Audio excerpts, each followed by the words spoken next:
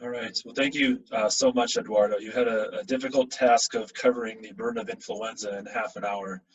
Um, so I think in order to keep us on track, if other people have questions, feel free to put them in the chat or to email us, and we will get those to Dr. Azziz-Baumgartner. There was one question from Francisco here asking about if Eduardo has any data on hospitalization rates according to comorbidities, such as cardiovascular, pulmonary disease. Perhaps Eduardo can respond in the chat as we move on to our next speaker in order to keep things on track. So thank you once again for a difficult talk and covering a lot of interesting data. So our next speaker for this morning's session is Dr. Carlos Andrés Castañeda-Orjuela. He's the director of the National Health Observatory at the National Institutes of Health in Colombia. He's a consultant to PAHO, and he's a researcher at the National University of Colombia. And he will be discussing approaches and the economic burden of influenza in the Americas, the second side of the coin here. And so he will continue until around 9:15 or so. And again, feel free to post questions in the chat, and we'll try to get presentación hasta las 9:15 más o menos. And we'll go ahead and get started. Thanks, Carlos. Okay, thank you. Thank you, Stephen and John, for the invitation for the National Health Observatory. I am a physician and economist, and we work in some cause analysis of different pathologies, including SARI, and specifically the SARI attributed to influenza. Then we realized this project, this research project, with the funding of the Pan American Health Organization, and in collaboration with other directions at the Colombian National Health Observatory and the Health Minister. You know better than me that the influenza, and Eduardo showed recently, have a different impact in different populations. You have a particular population group with more risk for morbidity and mortality, and this also impact the economic estimation and the economic impact of the disease. That is very important to, as Eduardo mentioned, calculate some impact in the future, or for some intervention when you estimate the cost effectiveness of the new intervention. That is very important to consider how the cost, how is the cost, the economic cost of the pathology. Influenza is it's different according with the country. You know, the countries with definite climatic season, you have periodic presentation with winter outbreaks, but in tropical and subtropical regions like Colombia, you have a presentation very variable. In Colombia, you have two peaks in the year, in April and in September. All the attention of the influenza have significant direct and indirect costs to the health system, and in many countries you can have some pressure, some financial pressure to the health system. And in the context of COVID pandemics, you also need some comparators of cost of influenza and COVID to compare the impact of the different pathologies. In the world, you have a small quantity of studies about the economic. Tienen una cantidad pequeña sobre el estimation for United States, of course, with the report of 10 billions of dollars, most of them with inpatient visits. Only 30% of total cost is due to outpatient visits. In Italy, you also have some estimation in a very huge range between 0.3 to 2.7 billions per year. with an annual average of 1 billion. In China, you also have some estimation of the direct cost, particular for influenza H7N9, with an estimation per case in 10,000, almost $11,000 per case. But you have some difference according with the symptoms, the severity in the symptoms. Of course, the mild symptoms, you have a lower cost, almost $2,000, and with severe symptoms, you need some hospitalization in some case with UCI, intensive care unit attention. You can reach more than $20,000. In Shanghai, you have estimation per patient for $47 per case, and in inpatient, the cost can reach the $1,600. In contrast, in Latin America, you have a very few estimation of the economic impact. You have most of them estimation of SARI cost, but not a particular etiology of influenza. There is a meta-analysis of Savi et al. That evaluate many aspects of influenza, but only one study report estimation of cost per lab confirmed influenza case of $575. But the study, it's not, they not report the methodology in deep. In Nicaragua and Chile, you can consult some estimation of cost, but only for not confirmed influenza. That is a limitation to estimate the real cost of the influenza. It's a issue very similar that Eduardo mentioned with the burden of disease. We don't know the real burden of influenza disease, and we also we neither know the economic cost of a case of influenza in Latin America. The analysis was to estimate the economic cost, the direct and indirect cost in Colombia of SARI, but with a confirmation per laboratory of influenza in 3 cities, in the 3 bigger cities of Colombia. It is a story of costing analysis, but with an ingredient-based analysis that review all the clinical records of the patients and identify all the supplies of the activities that the health system incurred in each patient. But the patient was confirmed per laboratory as a case of influenza. We also assume the social perspective. Then we estimated the direct medical cost, the direct medical, non-medical cost, and other social costs. Also called the indirect costs.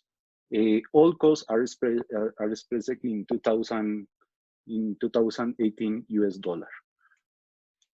The population included was all patients admitted by emergency room or outpatient service that meet the clinical definition of SARI according with the surveillance system in Colombia, and that they have a confirmatory test, real-time PCR or conventional PCR, or immunofluorescence assays that confirmed that case is influenza.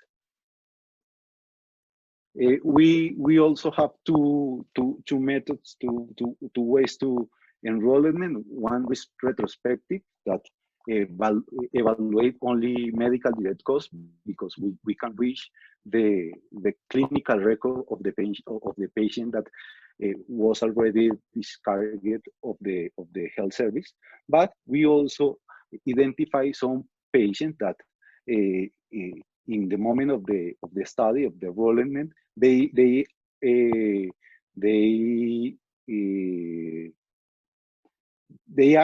were in the health service. Then we also, in addition to estimated direct medical costs, we apply a survey during the stay at the hospital, at the leaving of the hospital, and one month after of the discharge, to estimate all the indirect costs of the event. That is the total cost estimated, included in the analysis: direct cost, medical, that is captured all in the clinical records, non-medical or out of pocket costs that we identify with the survey, and also include some indirect costs, that is basically the productivity loss because the sick leave from the job, or a cost associated with carrying some children. The medical direct costs include the length of stay, the cost of the bed, diagnostic and laboratory images, medicines, consultations, procedures, supplies. That it's all included in medical direct costs and was captured from the clinical record. We also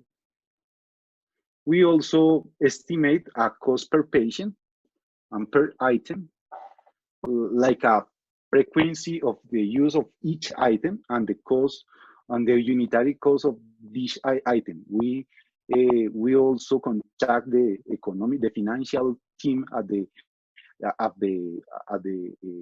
hospital, but in the case that we don't have access to the information about the unitary cost, we refer to some tarifary manuals in the Colombia, because Colombia has a very uniform health system that the costs are in some ways comparable across different hospitals. Yes, we have some exclusion of that premise, but it's in general that we can find. After estimated cost per each patient, we estimate a summary value of the cost of the patient. That it's a very important way to generate a validate estimation of the cost. That is the most of the limitation of the different studies, and the limitation for compare across studies. Beyond that each country can have a particular cost structure in the treatment of one patient, but we also have difference in methodologies to report the summary measure of the cost. Then we estimate a median cost, because the cost distribution is a skewed distribution, is a gamma distribution that is a very difficult to report in statistical terms. Then we generate the median, estimate the median per patient, but also we apply a bootstrapping or resampling techniques to estimate the cost, the real cost, considering the skewed distribution. Then here we have the mean of the median cost in the population. That is a more valid estimation of the cost.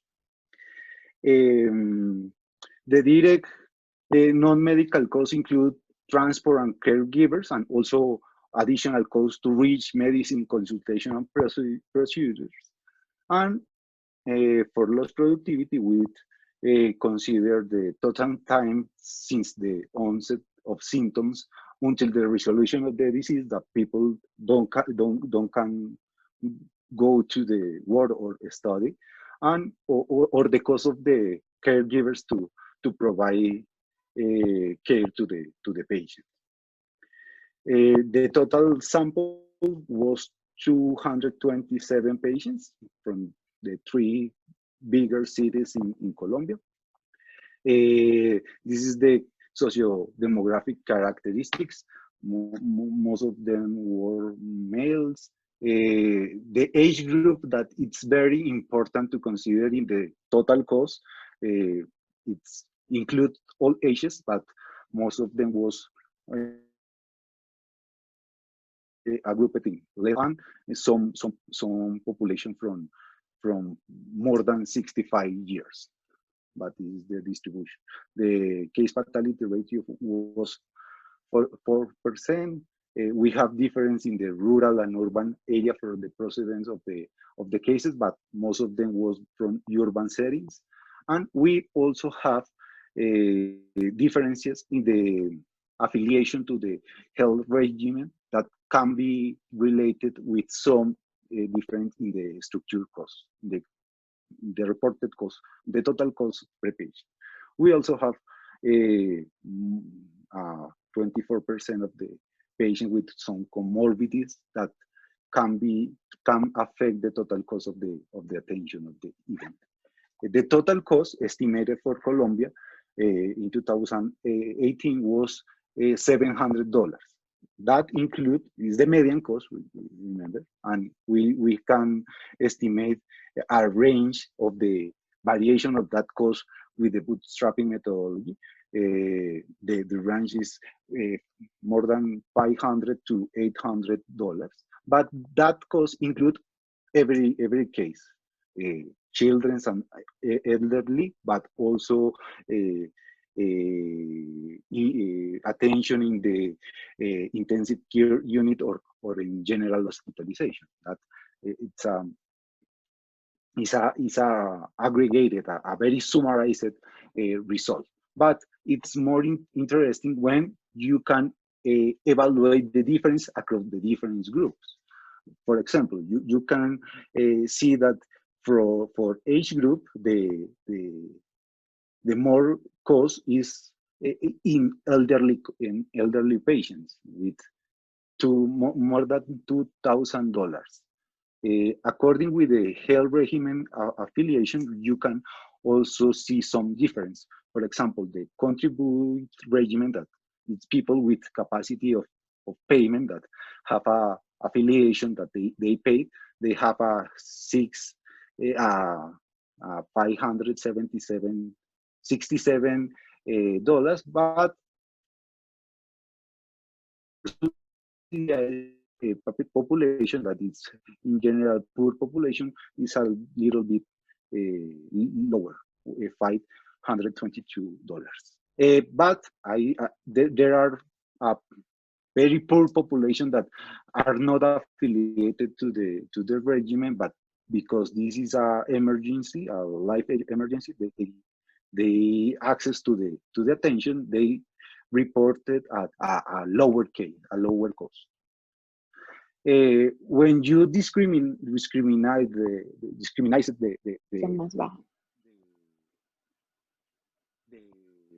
the items of the cost of the total cost, you can see where is the more cost. Ahora, cuando yo les pongo a ustedes diagnostics, image, and lab test. In the second place, you have with the 37% of the total cost. And length of stay, the cost of the bed, it's 29%. Other items corresponds to less than 50% of the total cost in the direct cost. When you discriminate according with the severity of the event, you can see how the people that require intensive care unit, you can reach a cost per patient of $7,000, and the people that not require the intensive care unit, only hospitalization in general hospitalization, they have a cost of $500, above $500. The difference here is almost 30 times of difference. This is a key driver of the cost, the requirement of the intensive care unit, similar to the age of the people.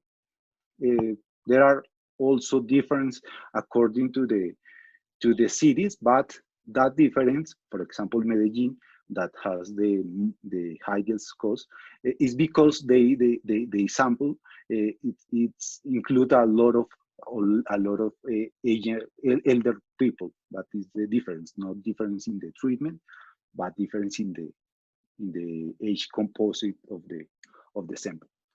When you include the direct non-medical cost, that only was possible in 21 people, the cost, the additional cost to the direct medical cost is $147. That it's a very important amount of the total cost of the influenza event, because this is in general, this is the cost that the people and their families are in charge of. That it's not covered for the general health system.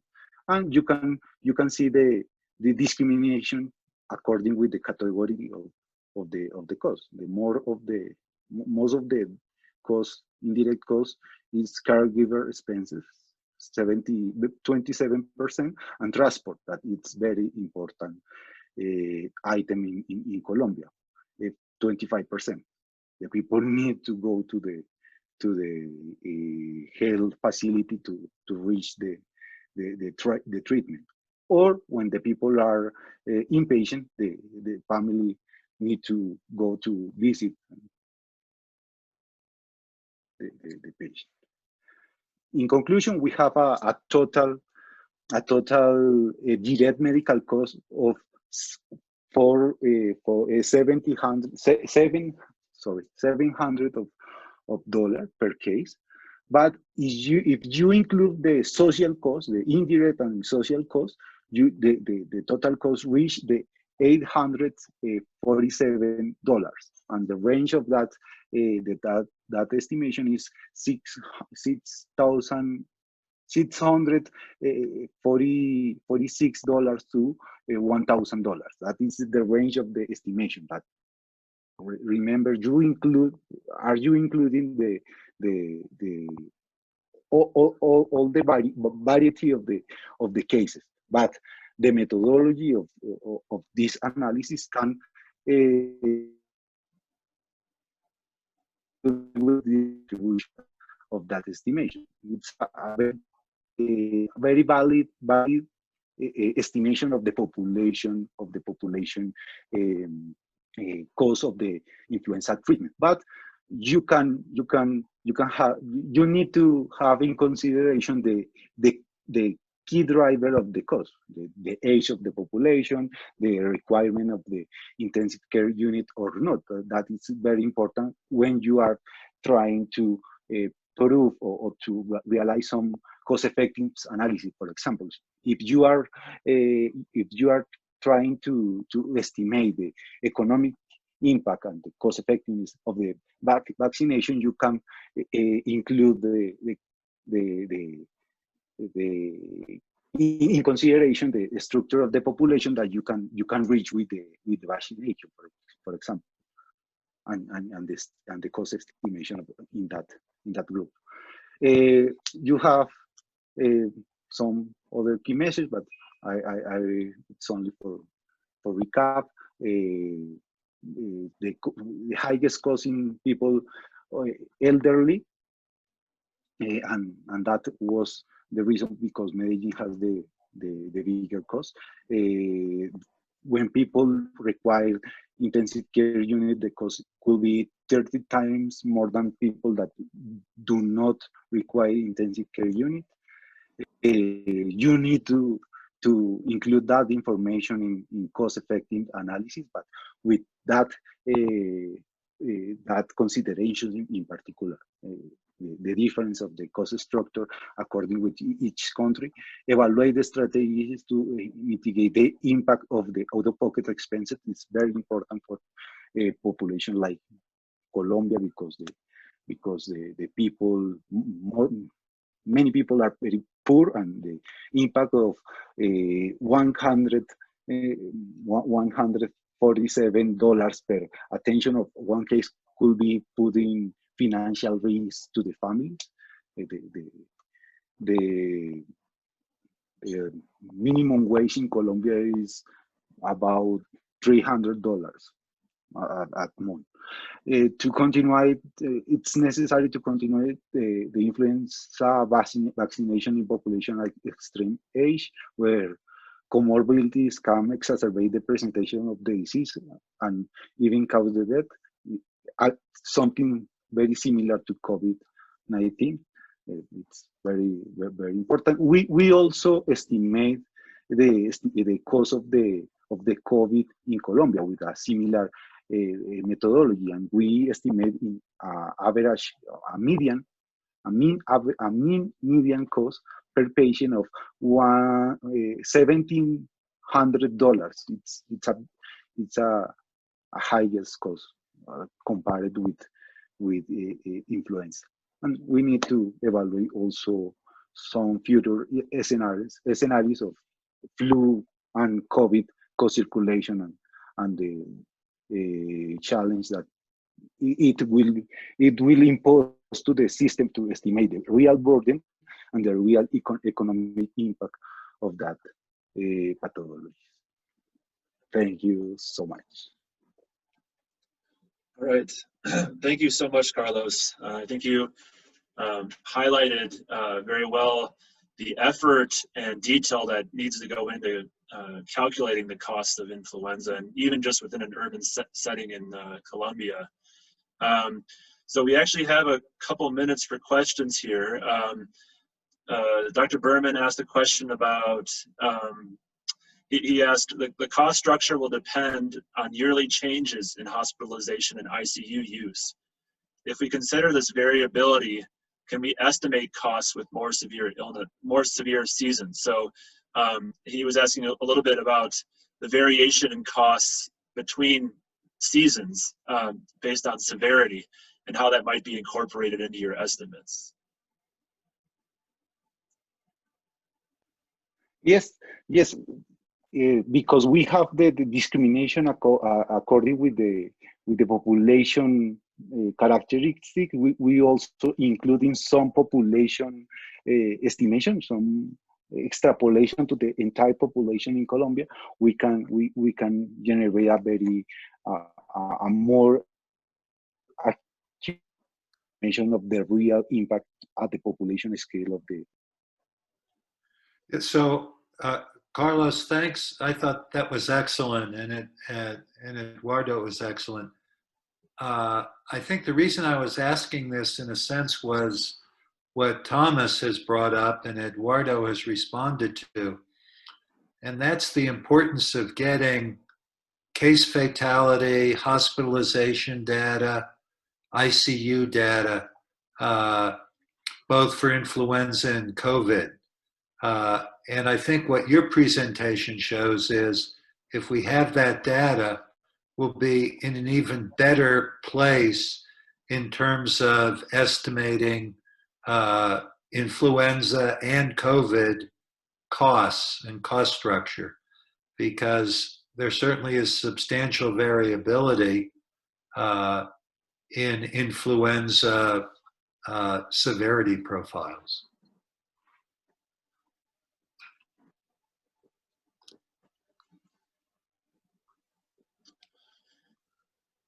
Okay, so I think we're at time for this session. Again, if there are additional questions, feel free to reach out to us, Olivia or any of us, by email, and we will get those questions to the presenters.